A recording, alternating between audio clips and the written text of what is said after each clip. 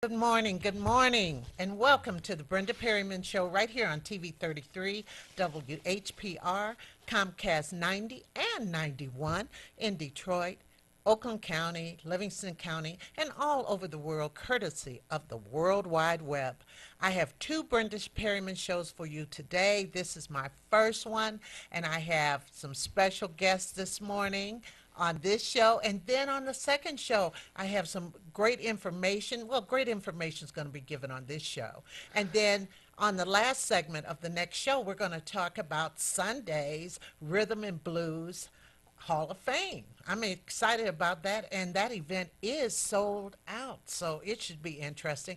I will be your on-the-spot reporter for that, and I will be posting pictures and all of that good stuff. But first and foremost, I'd like to introduce my first guest, and my first guest is someone I've known quite a while, and good guy. I'd like to introduce Southfield City Councilman Dr. Ken Siver. Good morning, Ken. Good morning, Brenda. How are you? Oh, fine, fine, fine.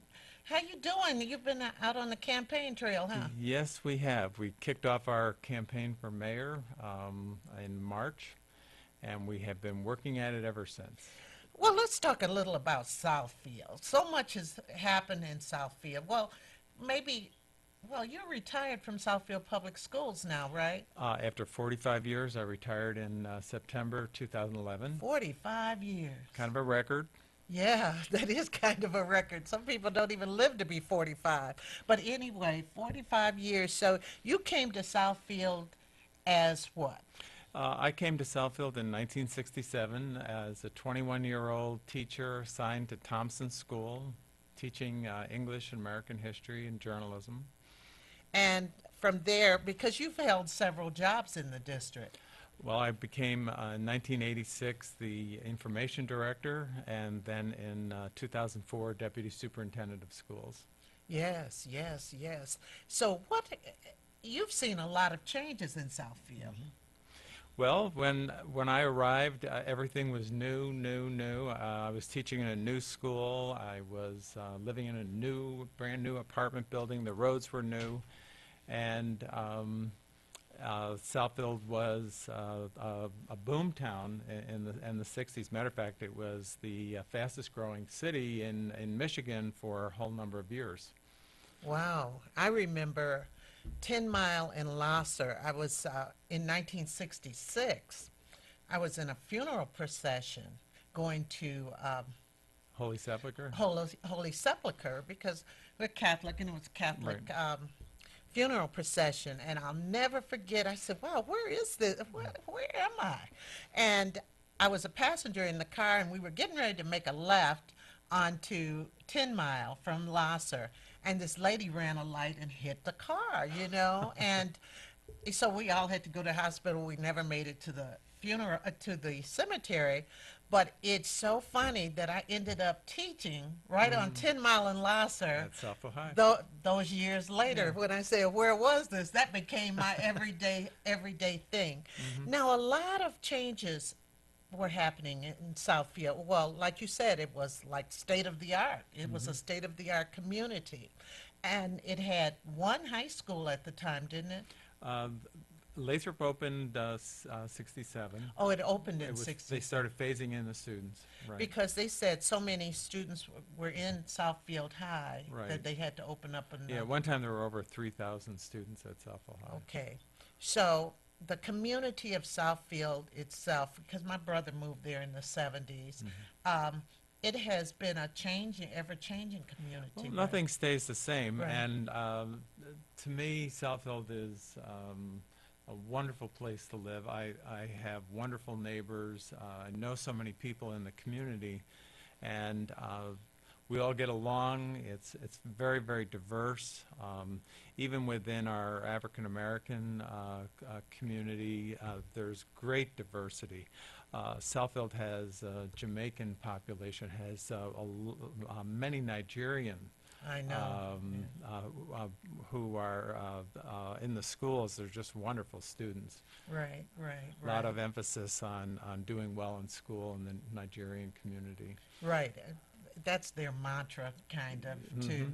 Yeah. And what made you decide to run for city council? Well, back in 2001, I had I've always been interested in politics, and then in 2001, Brenda Lawrence was running for mayor, and I supported her, and she supported me for council, and I ended up getting elected to fill her seat on city council. And And Brenda Lawrence, as you know, is now Congresswoman. Congresswoman.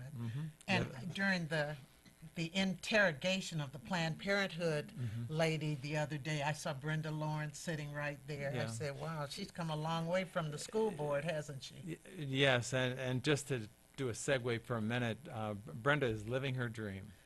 She always wanted to be a congresswoman, and Brenda, as a freshman congresswoman, is seeing so much history with the Pope coming before Congress, Speaker Boehner resigning, the Iran nuclear deal, the Planned Parenthood debacle, and so on. It's another threat to shut down the government. It's really, as I said to her earlier this week, you're living a lot of history. A lot of history, a lot of history. But getting back to 2001, I had decided to run because I live in Magnolia I thought it neighborhood. was 2004 when you ran the first time. No, I ran. Oh. I was Brenda ran for mayor in 2001, And then I took her seat on council. But I decided to run that year because when I looked at the representation on city council and on in the administration of the city of Southfield, there was nobody there below 10 Mile. And I live in a wonderful neighborhood, Magnolia neighborhood, Right. which abuts 8 Mile Road and Southfield. And so I felt that was we needed some South End representation. right.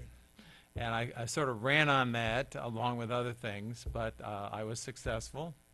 I came in third that year in a field of 11, first time running, and I was reelected in 2005, 2009, 2013. Right, so you've been kind of devoted, huh? Absolutely. And what are some of the things that you see that Southfield's facing right now? Well, right now, I have been out in the neighborhoods. We started knocking on doors on June 20th. We've done over 10,000 doors to speak to residents. And while this isn't scientific, it certainly is substantial in what you hear over and over again. And the number one thing that I hear from residents is roads.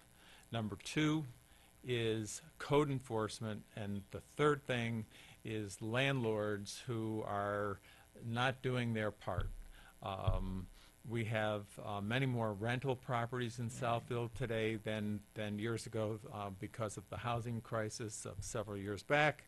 And some of the, and I'm not going to make a blanket statement that every rental home or landlord. But some renters don't take care of their places, and landlords don't back that up by, Exactly, and some of the landlords should be a little more selective in who they rent to. I have said. What do you mean by selective? Well, it's better to have to leave the apartment or the house vacant than just rent to someone who really is not going to take care of the property.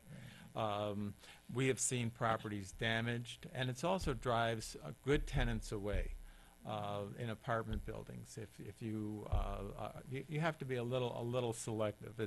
And I don't mean that to sound biased. It's just there needs to be some screening. And are these? And of course, you never fully know who is how they're going to turn out. Who's going to take care and who's Yeah. not. The reason why I asked you that was because as a child, my mother was a renter, but we always took care of the place.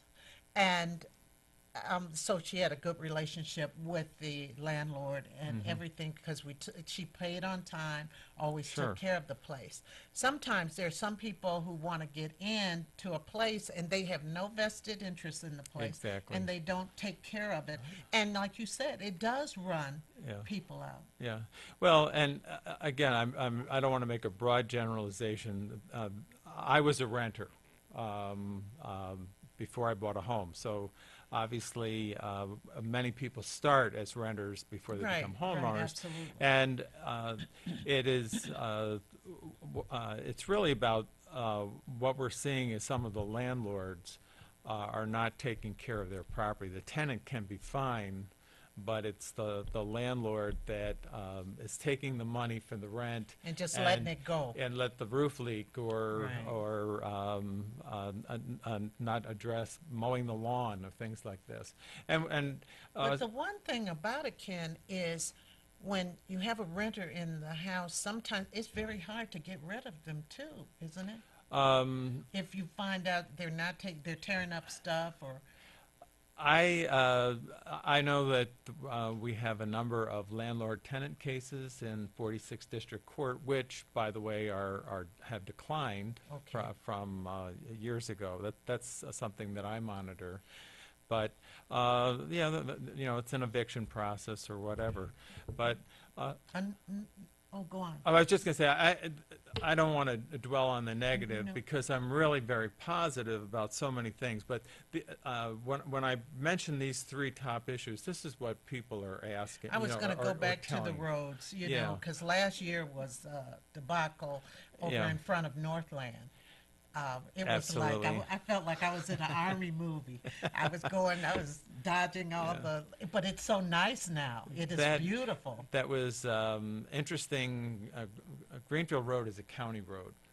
And we did not, the city of Southfield, the only way we got that repaired was to threaten to shut the southbound lanes of Greenfield down because we felt it was dangerous. Yeah. And what had happened there was the road had been redone about 15 years ago, and consequently the northbound lanes, the cement was fine.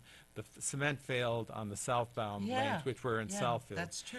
And even though it's a county road, every time the county, and we have multiple county roads in Southfield, every time the county redoes a road, their hand is out to the city of Southfield. In this case, over $600,000, our share of The road fixing costs. the road. That comes from our local road fund that could have been spent had the job been done properly Okay. on local streets. Okay. But it's really nice. It is nice. And there's a lot that's going on as far as the roads in Southfield. There's a lot of. What about on Greenfield? You have the roundabouts. I mean Evergreen. Right. They're roundabouts. We are, last year, last November, the voters in Southfield approved a $99 million bond issue for roads. We could no longer wait for Lansing to come up with a road solution. We have something called Act 51, and Act 51 is supposed to be state revenue shared with local communities. Well, that has come down to a trickle of what it used to be. And so we asked the voters, and it passed by 72%. And we have a tremendous amount of road work going on in Southfield. But to specifically address Evergreen, the other thing that the city has done is sought grants. And the Evergreen project between 10 and 11 Mile Road is a $13 million project. It is now become a boulevard, all new water lines, sewer lines. We had a lot of drainage issues. And we have the median with landscaping, benches, and Yeah, it's changed. It's beautiful. It's going to be beautiful. and even all the street amenities, the wider sidewalks, the 10-foot sidewalks that have been installed. All of those, that's all grant money that either is federal money or other sources. The other thing I was going to say about Evergreen is some people do not like roundabouts, but you'll get used to them. And the reason we have roundabouts is that this is what the grantor said, we'll give you the money if you put roundabouts in. Oh, that's how that happened. Yes, and actually there'll be fewer accidents or serious accidents in roundabouts. You know, I get in the roundabout, I said, what do I do? What do I do? Well, but it's been good because I've come to that one quite a few they're times. safe. They're really safer. People have to slow down, but you're not stopped, and that's why the government is pushing this, because it burns less fuel. You're not idling and pollution while waiting for a light to change. Oh, okay, now I can tell people because Yeah. we talk about that. Now, as far as safety, and one of your points here is you want to continue to maintain a strong and safe community. Could you Exactly. speak to that? Well, we have an excellent police force, and Eric Hawkins. as our chief, and you Yes. remember Eric as a youth officer Yeah. at Southfield High. We In both fact, worked with him. Eric used to get me and one of my actors, or several of my actors, we used to go over to the secret house over, I won't say where it is, in Southfield, and they'd test police officers on hostage negotiations and all of that good Yeah. stuff. And I played a hostage, and it was just fun how they throw the phone into the house and so forth. Eric is a great believer in community policing. We put a lot of emphasis on community policing, and we have a Citizens Police Academy. We also have where people come and learn. It puts a human face on the police department. A thing that's coming up that Eric initiated is called Coffee with a Cop. It'll be Really? at Tim Hortons. No speeches. You just come in and sit down, a number of officers, and you have a cup of coffee. You talk about what's going on. And the good news in Southfield is that violent crime is down for the 8th year. It's down by 72%. That's And good. we're very, very proud of that. And we're also very proud of our police department, because they are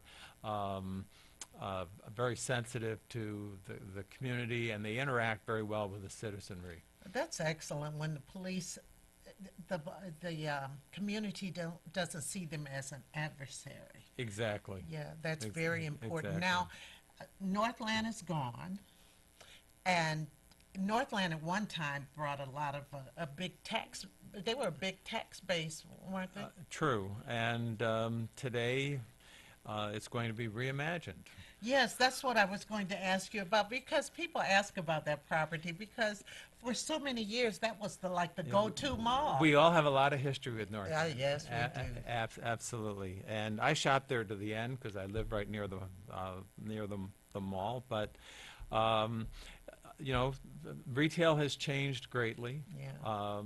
You don't see stores the size of the Macy's at Northland anymore. Also, you have a greater emphasis on online shopping.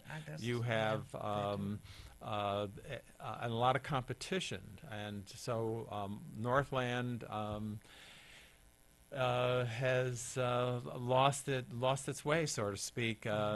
The economic base that supported that mall has moved elsewhere. Exactly, and so what we see in the future is a mixed-use development with retail on the outskirts. The great thing about the Northland property is that you've got 2 freeways there. You've got 2 mile roads.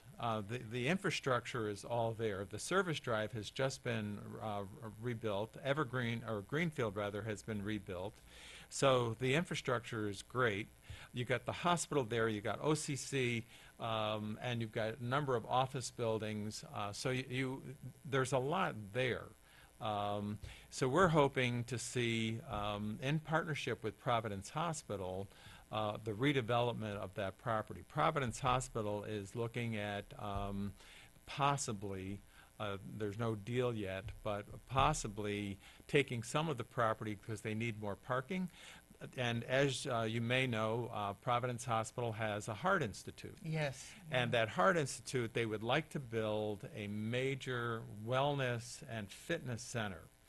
And so that could be, and again, it's not anything definite, but there's talk of that, of Providence Hospital taking some of the Northland property. Yeah, it's funny. You didn't notice how big it was until everything was gone and you passed by and all the empty lots and all of that. Sure. I remember when they had Puppy Land out there, so many things that, Yeah, like you it was say, an innovative mall. it was an innovative mall and was the first Right. enclosed mall, wasn't it? Because I remember walking out there when there was no roof on Yeah, it. it was the first modern shopping center. It opened in March of 1954. And then the Victor Gruen, who designed the mall, went on to do the mall in Minneapolis that was enclosed. And then in '74, Northland was enclosed. But what has to happen is the mall needs to be torn down, the Right. property redeveloped. And it's a little complicated because Macy's owns Macy's. Triumph Church owns the old Pennies. Right. Target still owns Target. And believe it or not, a blast from the past, Montgomery Ward Yeah. still has property at Northland. So those issues all have to be cleaned Ironed up out, yeah. before the property really can be redeveloped. So what do you see for the future as far as economic growth? I see, well, I'm very bullish on Southfield. We're seeing a return of, or an increase in the occupancy in the major office buildings. A number of the service, no service strip office buildings have vacancies. But the big towers are filling again. Yeah. We've had a number of companies relocate to Southfield. Some went downtown with the magnet of Dan Gilbert, but Covacent has come back to Southfield where it started. Fifth Third Bank is not totally leaving Southfield. They are going to keep Okay. a presence in Southfield. But Hello World has moved to Southfield. What is that? It's an e-marketing company that's okay. grown exponentially. Also, Durr, the German automotive supplier, is building a $40 million R&D center behind the old DTE service center on Northwestern Highway. Wow. So what can we do, what can you do, I mean, to help move more businesses there? Is it about marketing when you talk about businesses? I think we have to step up our marketing. Southfield has great services, Yeah. and with all the infrastructure work that we're doing, and the fact that we are wired, totally wired community For internet. for the internet, and our location is phenomenal. Plus, Southfield does not have an income tax, a city income tax, and we Oh. have tons of free parking. Oh, yeah. Yeah. Free parking, that lures me anywhere. Free parking and close parking, that Yeah, lures me anywhere. Now, exactly. you have a large senior community, don't you, there? Yes, I My do. mother, in fact, is in a nursing home in Southfield. Yes. Uh-huh. Our community is getting older, but I do want to talk about one of the things I'm very, very proud of. What? As a councilman, I would get complaints from time to time from some of the residents of our senior apartment complexes. They were saying, well, there's no hot water, the elevator is out, or you know, the heat or the windows are very drafty. And so in 2010, I was just so tired of hearing these complaints. I didn't need another job, but I took on took a seat on the Southfield Nonprofit Housing Board, and we have turned that whole situation around. And I'm now the chair of the Nonprofit Housing Board. I led a team of people in refinancing McDonald Towers and River Park Place, and we are now spending $37,000 per unit on rehabbing hundreds of apartments for low-income seniors. They're getting all new kitchens. They are getting all new bathrooms, all of the new windows, the new utilities, even and everything is LEED certified, low energy, low flush toilets that are higher so that it's easier to get up and down on the commode, which is, it's a reality. That is a reality. Yeah. You learn that Yeah. the older you Yeah. get, you know. Well, they and bring especially that if you have toilet up high. hip problems or anything like that. We're also converting a whole number of units to total handicap units with wider doors for wheelchairs. So this is really, these Well, are. you've always been kind of close to the McDonald Towers. Oh yeah, we've always done You used to bring them to the plays and so forth. Absolutely. I believe in intergenerational sharing, and we did pen pals. We did senior night at the school plays that you Right. directed. Yeah. The concerts, or I'd bring one of the novel things that we did, we'd bring students over and we'd do a senior prom. Right, Yeah, and the seniors loved it. Student council would come over. At the holidays, we'd bring the concert choir over. Yes. And one of my favorite things was to bring the elementary kids in kindergarten, first grade on Halloween Right. in their costumes. And let the seniors see them. Yeah, and give them little candy. treats and things like that. So, yeah, so I'm anyhow, back to renovating these buildings. There were no security cameras. No. So this is a total remake of these apartments. And just because you're low income doesn't mean that you shouldn't have a quality place to live. I'm a real believer in something I call the Southfield Standard. We need to maintain our community with the standards that we've had for years in the way of service delivery, appearances, code, safety, security, anything that has to do with quality of life. Now the National Council of Mayors, it's something like that. That's the title, is something like that. They're meeting this weekend. But I thought about people, mayor of Highland Park and mayors of Southfield, to be whoever that will be, next year going to, because they were talking about questioning the candidates who are running for the presidency and so forth. If you had to question, say, one of the candidates, what would be your question? If you had to, of a concern, a major concern you have, one question, a major concern in your community. I am concerned about the way federal money is allocated. A lot of local communities need support, and what we have seen over the last decade is a shrinking of federal dollars in the way of community development. Block grant money is way down, and the same thing at the state level. Our governor has touted that he's balanced the budget, and he's balanced the budget on, and I don't mean to get too political here, but the truth is, he has balanced the budget on the backs of school districts and Right. local communities. Right. Our revenue to the city of Southfield is down by a third, the state shared revenue, and the same can be said about the federal support for local communities. So what happens? We have to tax ourselves more if we want to maintain our police force, Right. if we want to maintain our fire department. They talk a lot about homeland security.